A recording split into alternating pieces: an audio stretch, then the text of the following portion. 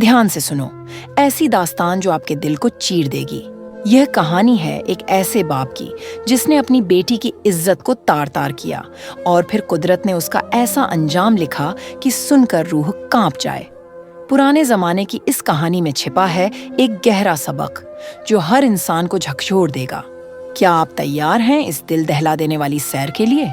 तो आइए चलें उस गांव की गलियों में जहां सच्चाई का चेहरा धीरे धीरे बेनकाब होता है।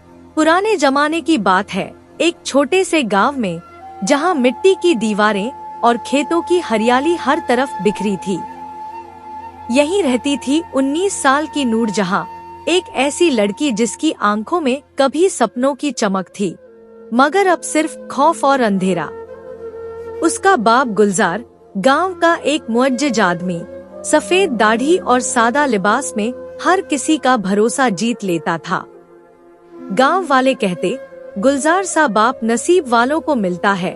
वह नूरजहां के सर पर प्यार से हाथ फेरता, उसकी तारीफों के पुल बांधता, मगर नूरजहां के चेहरे पर वह सुकून न था जो एक बाप की शफकत से मिलता। उसकी आवाज में दर्द छिपा था और होंठों पर मुस्कान कब की गायब। गांव वालों को लगता शायद वह अपनी माँ की याद में उदास है जो बरसों पहले गुजर चुकी थी, मगर हकीकत कुछ और थी। गुलजार के घर के पास रहती थी बीबी रजिया, एक बुजुर्ग औरत जो नूरजहां को अपनी बेटी मानती थी।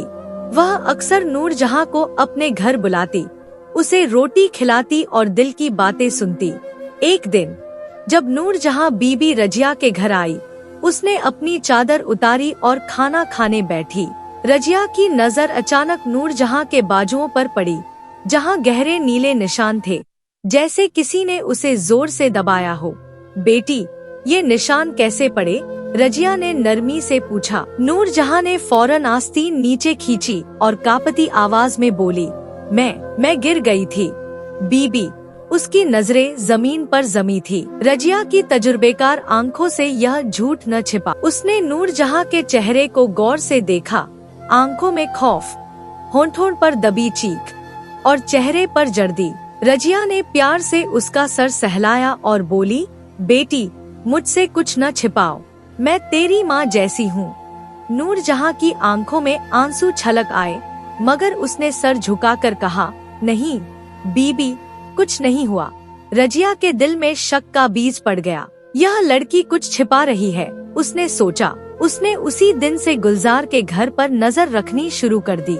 एक रात जब गांव पर गहरा सन्नाटा छाया था, रजिया ने गुलजार के घर की तरफ कदम बढ़ाए। अचानक एक दबी हुई आवाज उसके कानों में पड़ी, बाबा, बस करो, मुझे छोड़ दो, मैं मर जाऊंगी। यह नूरजहां की आवाज थी, दर्द और बेपसी से भरी।